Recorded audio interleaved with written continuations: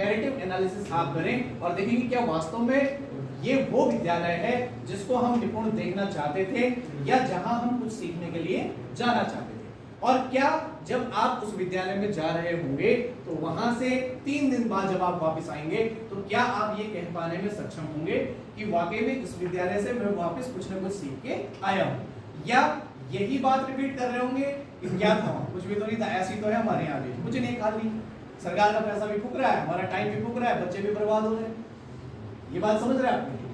तो कॉन्सेप्ट घुमा फिरा के सिर्फ इतना है कि पहले आप लोगों के संज्ञान में निपुण विद्यालय एग्जैक्टली होना कैसा चाहिए, ये है क्या चाहिए, और इसको यस जिसको आप मानक कह रहे हैं। दूसरा, आप अपने विद्यालय को निपुण डिक्लेयर करने के लिए उन मानकों पर कैसे कार्य कर सकते हैं। कितनी चीजें ऐसी हैं जिनको आप विद इन 1 वीक जो है आप चेंज कर सकते हो, निपुण विद्यालय की ओर अपने आप को अग्रसर कर सकते हो, और कितनी चीजें ऐसी हैं जो 1 हफ्ते में आप तुरंत अपने विद्यालय को निपुण घोषित नहीं कर पा रहे हो। वो एक लॉन्ग टर्म प्लान है या लॉन्ग टर्म रिजल्ट ओरिएंटेड है। आप समझ रहे हैं इस बात को? ठीक है ना? तो अब हम थोड़ा सा डिस्कस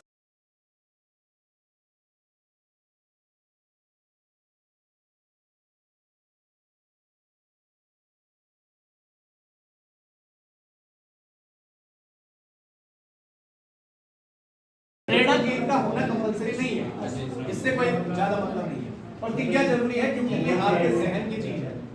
समझ रहे हैं आप इस बात को? ठीक है ना? तो सभी लोगों के यहाँ 100% पूरा है। कोई भी जो है एक विद्यालय जो ये कहता है कि सर मेरे यहाँ नहीं है, ये प्रतिज्ञा है सर।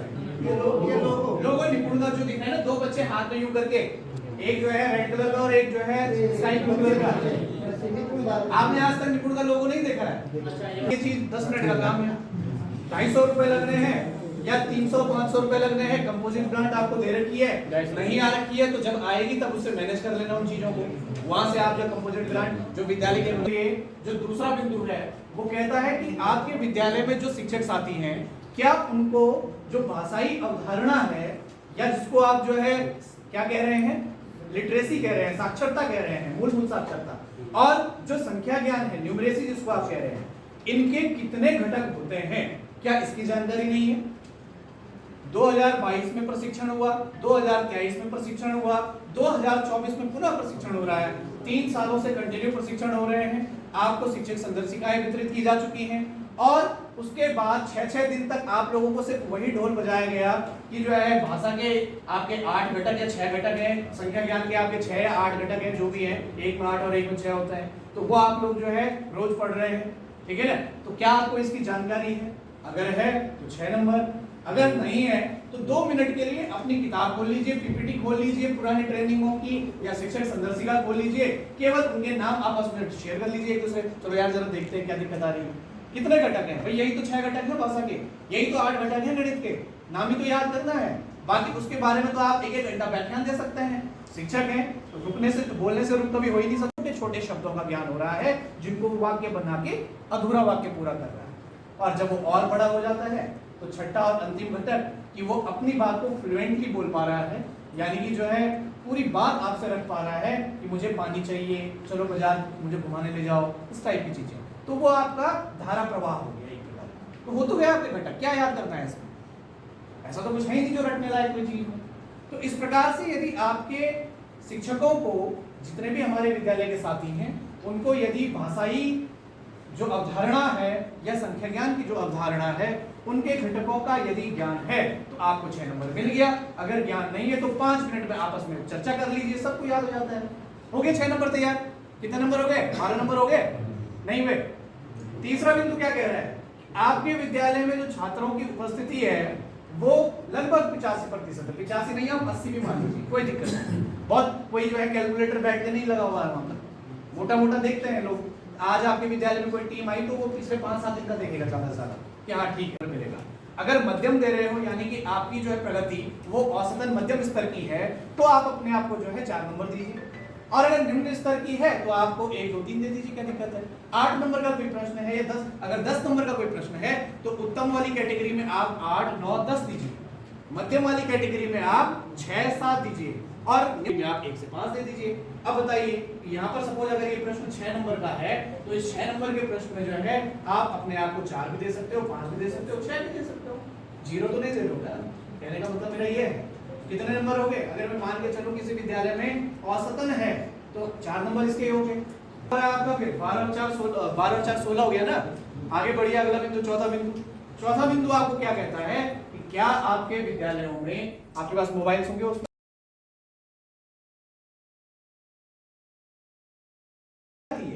क्या वो क अ म र नहीं जानता है? जानता है, लेकिन तब भी आपने उनसे चर्चा करनी है ताकि वो रिवीजन के तौर पे रहे। अब वहां सपोज उसके लिए टाइम दिया हुआ है 8 मिनट, आपको लगता है मेरी क्लास तो ऑलरेडी परफेक्ट है आयाम में, मत दीजिए 8 मिनट, 1 मिनट दीजिए और अगला टॉपिक पे आ जाइए। 1 ही मिनट का काम, मतलब आपने वो टच कर लिया है। अब उसमें कुछ बचा ही नहीं है डिस्कस करने को, तो वेस्ट क्यों करना है टाइम, लेकिन प्रोसेस वही रहेगा।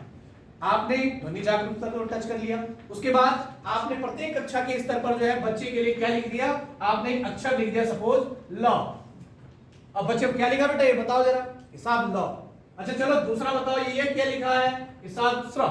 तीसरा बताओ साहब ये क्या लिखा है, क्ष। अब आपने क्या कर दिया, वर्णों का ज्ञान करवा रहे, अक्षर का ज्ञान करवा रहे हैं। अब आपने इसी पे कर दिया। चलो बताओ ये क्या है, अब कौन सी मात्रा लगी, ए की मात्रा, क्या बन गया, हिसाब ले बन गया। ये कौन सी मात्रा लगी, हिसाब की बड़ी ई की मात्रा लगी, क्या बन गया, श्री बन गया। मात्राओं पे आपने जो है चर्चा करी, उसके बाद वर्ण बन गया। क्लियर हो रही है चीजें? आपने इस तरीके से बच्चे से पढ़वाना है बोर्ड पे, और 2-3 मिनट लगता है हार्डली, वहां उसके लिए 10-10 मिनट 12-12 मिनट का समय दे रखा है। 2-3 मिनट में खत्म करिए इस चीज को। उसके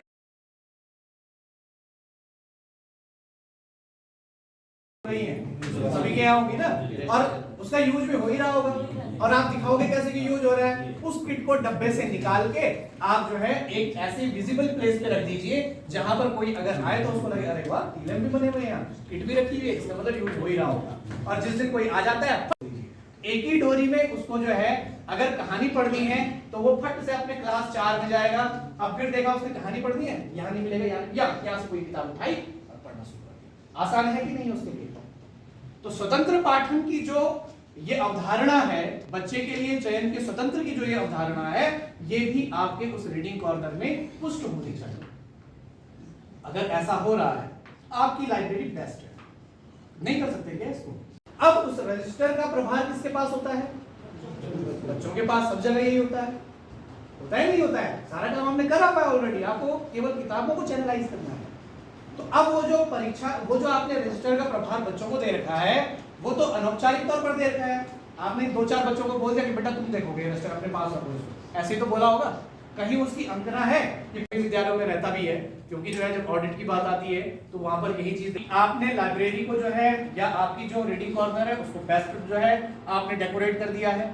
उसके बाद आप अपने प्रत्येक क्लास के बच्चों के लिए एक नियर पीरियड फिक्स कर लीजिए वहां जाने का, जिसको हम कहते हैं कि अपने विद्यालय की जो समय सारणी होती है उस समय सारणी में उस पढ़ने की घंटी को, रीडिंग आवर को स्पेस दीजिए वहां पर।